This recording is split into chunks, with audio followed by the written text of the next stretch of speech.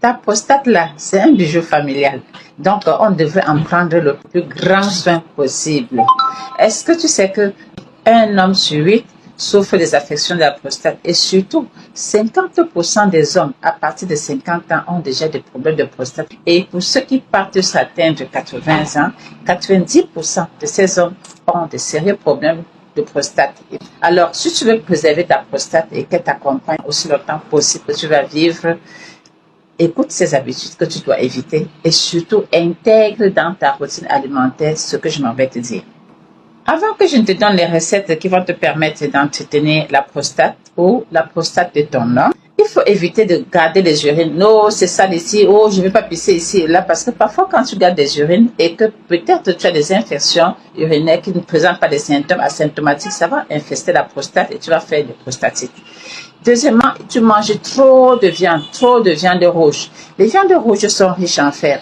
Or, le fer empêche le corps d'absorber le zinc qui est le principal élément de la prostate. Et vous voyez donc que non seulement ça empêche le corps d'absorber le zinc, qui est un élément important pour la prostate, mais en même temps, le fer est pro-oxydant. Les hommes, vous n'avez pas besoin de beaucoup de fer parce que vous ne voyez pas les règles chaque mois, donc ne perdez pas de sang. Réduisez vos consommations de viande, c'est ça qui vous fait avoir des problèmes de prostate et de vous faire porter les couches à la longue, d'avoir des incontinences urinaires, ainsi de suite, d'avoir des douleurs au niveau de la ceinture rénale. Réduisez les consommations d'alcool, surtout le vin. C'est vrai, dans le vin rouge, on a un antioxydant qu'on appelle le resveratrol, qui est intéressant pour protéger le cœur des attaques de l'oxygène.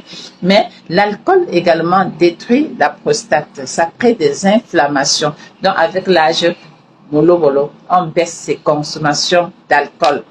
Alors, pour entretenir ta prostate ou la prostate de nos messieurs, nous devons leur donner la tomate. Mais pas la tomate qu'on prend encore dans les crudités là-haut. Ce n'est pas de ça qu'il s'agit. Il s'agit de la tomate qu'on a bien préparée pendant longtemps. Oui, pendant longtemps, parce que l'élément dans la tomate qui va aider à entretenir la prostate s'appelle le lycopène. Et cet élément ne peut s'exprimer, ça ne peut bien sortir de la tomate que lorsqu'on a bien chauffé pendant longtemps. C'est la chaleur qui fait sortir cela. Et il faut mettre quand même de l'huile. L'huile, la bonne graisse, c'est pas les graisses saturées. Il faut donc mettre de l'huile pour que l'huile soit le conducteur de cette substance-là jusqu'aux cellules de la prostate. Donc, donnons à nos maris, à nos épouses, de la sauce tomate bien cuite et dans laquelle on a ajouté un peu d'huile parce que l'huile sera le support du lycopène. C'est un des puissants antioxydants pour renouveler les cellules, que ce soit sur la peau, la prostate, dans l'organisme entier. La deuxième chose, c'est les graines de citrouille, c'est les pistaches pour certains, c'est les graines de courge pour d'autres, qui sont riches en zinc, en sélénium. Ces substances naturelles qui renouvellent bien les cellules au niveau de la prostate. Qu'on les fasse en main, qu'on les fasse en apéro, donc on grille légèrement et puis on mange, qu'on les fasse dans les sauces. C'est très très intéressant d'intégrer dans la routine alimentaire les graines de courge, le pistache, le nji. C'est très très important pour entretenir les éléments, les cellules de la prostate. Nous allons aussi introduire des crucifères comme le brocoli qui sont riches en certaines substances bioactives naturellement, surtout le sulforaphane, qui est une fois de plus une substance antioxydante qui piège les mauvaises cellules, les cellules cancérigènes au niveau de nos organes et y compris de la prostate. Nous allons les introduire dans notre alimentation, tout type de crucifères, mais aussi les légumes verts. Les légumes verts que vous avez dans votre région seront importants pour pouvoir entretenir la prostate. Mangez-les au moins 3 fois la semaine. Les poissons gras ne sont pas du reste. Oui, mangeons les maquereaux, les thons, les sardines, le hareng, le saumon. Ce sera intéressant parce que ça apporte les bonnes graisses qui réduisent l'inflammation, les graisses de type oméga 3. Mais il y a aussi les baies, comme les baies de canneberge, comme les baies de goji, qui sont intéressants, qui vont empêcher les bactéries d'adhérer à la paroi interne, à la paroi de la vessie, qui pourra aussi infester la prostate et on fait des prostatites. Les alliums, c'est-à-dire l'oignon, les asperges, les tulipes, l'aloe vera, c'est la même famille. Hein. L'ail, c'est important d'intégrer suffisamment dans notre alimentation. On peut faire l'ail confit pour grignoter comme dessert, comme goûter, pourquoi pas.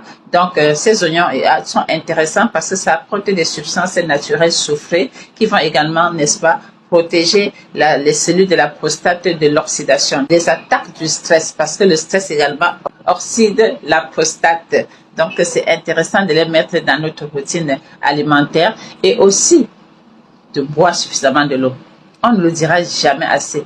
L'hydratation et encore l'hydratation. Nous avons aussi les safos, oui, les prunes, ou bien les olives africaines, qui sont également des fruits noirs à la forme des safos, également des prunes, qui sont truffées de bonnes substances nutritionnelles protectrices de la prostate, qui sont truffées de bonnes graisses de type oméga 3, qui vont justement entretenir et réduire l'inflammation au niveau de la prostate, et particulièrement des safos, s'arranger à ce que au moins 3 à 4 fois par an, je dis bien 3 à 4 fois par an, vous consommez aussi des safos crus, l'équivalent de 2 à 3 safos crus. C'est très très intéressant et vous avez aussi les consommer grillés et tout mis dans la cendre comme grand-mère faisait souvent, mais pas passer à de la matière grasse, non, au four ou grillé, c'est ça intéressant.